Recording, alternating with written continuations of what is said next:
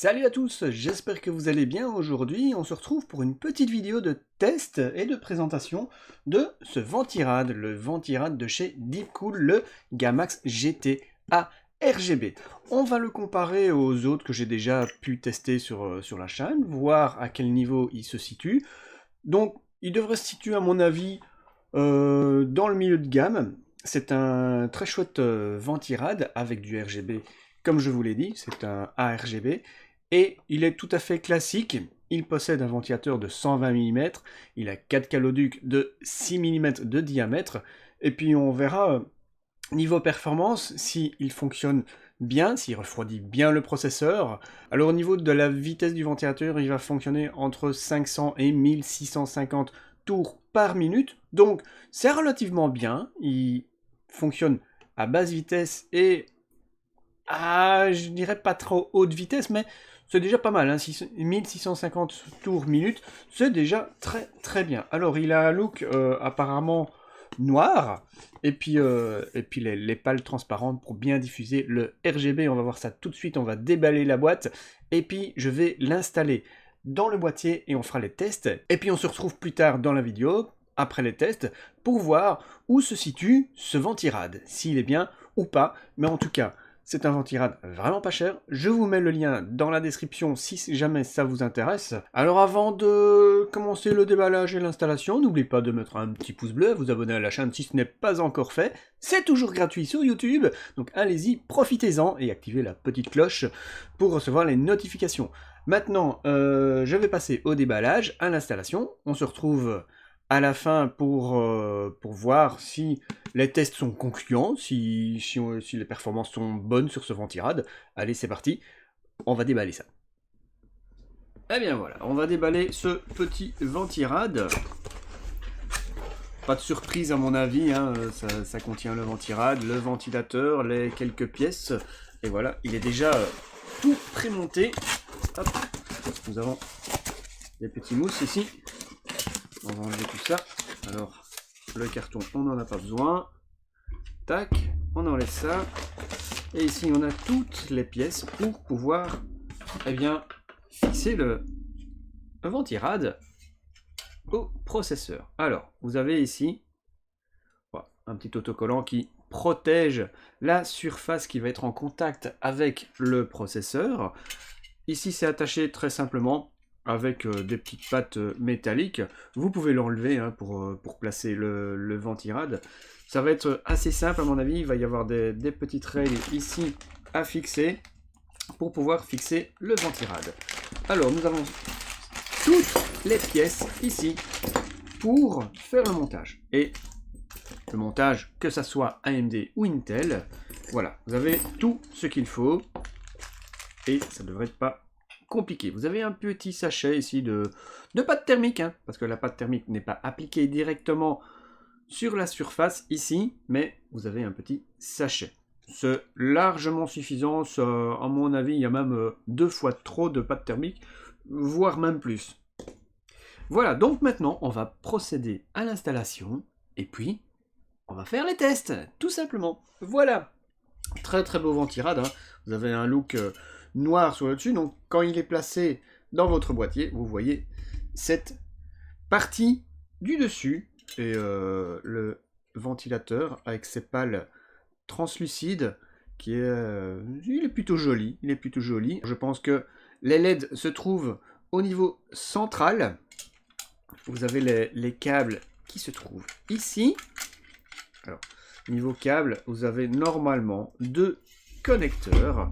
Alors, dans les accessoires, vous avez aussi d'autres choses. Vous avez un petit câble ici pour connecter en ARGB qui peut correspondre à ASRock, Asus, MSI.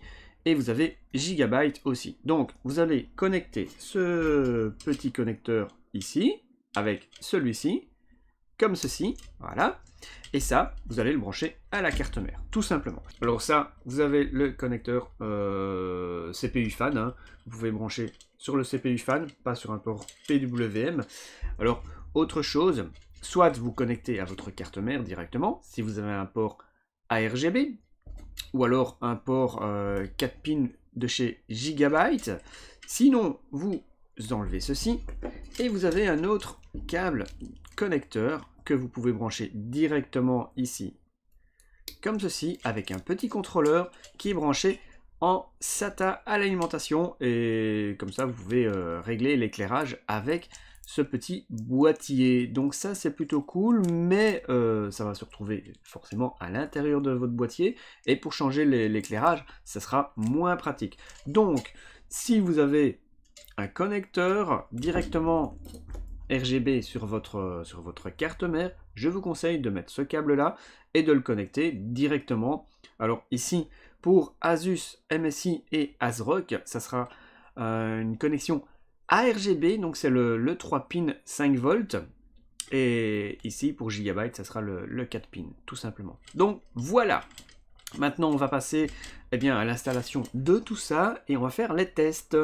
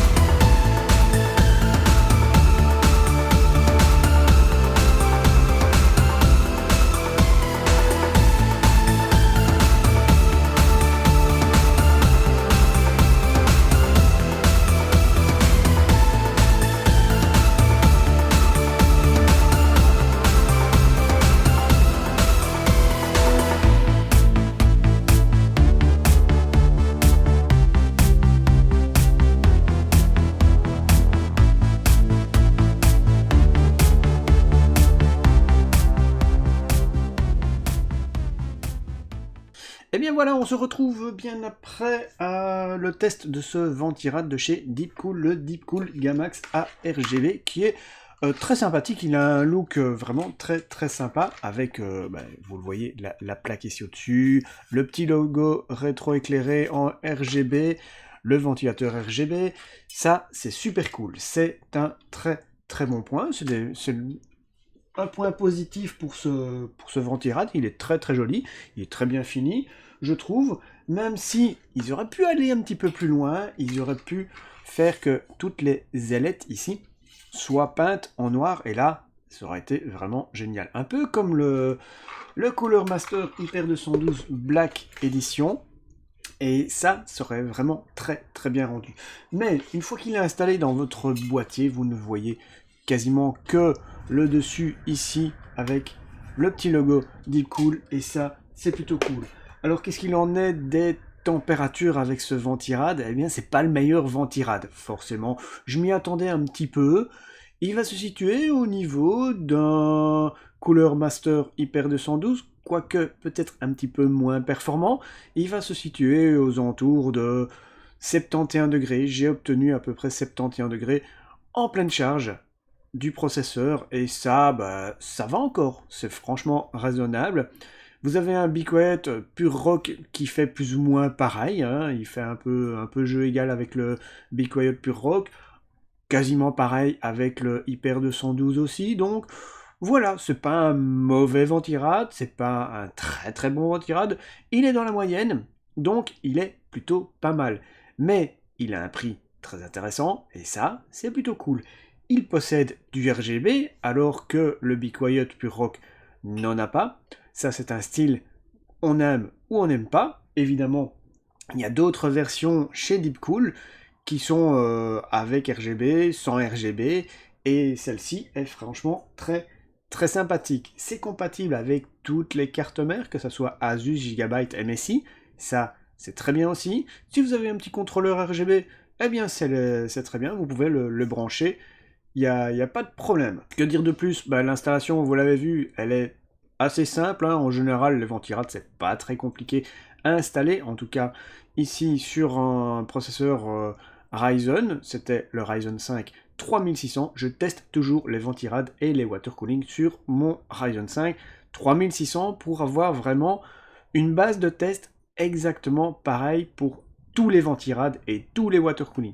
Je sais, je pourrais très bien tester autrement avec d'autres programmes qui chargent le processeur différemment et avoir peut-être une meilleure valeur de test, mais qu'est-ce qui compte? En fait, ce qui compte, c'est de faire le même test à chaque fois pour chaque ventirade, chaque water cooling, et pour avoir la même base de comparaison. Et comme ça, on peut vraiment comparer chaque ventirade, chaque water cooling avec la même base de test, tout simplement. Même si c'est peut-être pas la meilleure façon de tester, mais je pense que le programme que j'utilise, OCCT, qui charge le processeur, à 100%, eh bien, fonctionne relativement bien, et c'est une bonne base pour voir vraiment où se situent ces ventirades. Et en général, en jeu, votre processeur ne sera pas sollicité autant que ce que j'utilise ici dans les tests, tout simplement. Voilà. Alors au niveau bruit, il est pas hyper silencieux, mais il est pas super bruyant non plus. Vous allez l'entendre, il est un petit peu plus bruyant qu'un Cooler Master Hyper 212, mais voilà, ça reste encore raisonnable. Si vous avez un bon flux d'air dans votre boîtier, eh bien forcément, il va mieux refroidir aussi votre processeur, et le ventilateur du ventirad devra tourner moins vite aussi. Ça va jouer aussi en fonction de votre configuration, de votre boîtier et tout ça. Donc voilà, j'espère que vous avez apprécié cette petite vidéo. N'hésitez pas à mettre un maximum de pouces bleus. Si jamais ce ventirad vous intéresse, je vous mettrai le lien dans la description, et puis n'hésitez pas à vous abonner à la chaîne, hein, si ce n'est pas encore fait, activez la petite cloche pour recevoir les notifications quand je poste une nouvelle vidéo, ou quand je fais un petit live hardware, en général le dimanche soir. Voilà, je vous souhaite à tous une bonne journée, bon après-midi, bonne soirée, tout dépendra de quand tu regardes cette vidéo, hein, bien évidemment, et je vous dis à bientôt, ciao ciao tout le monde!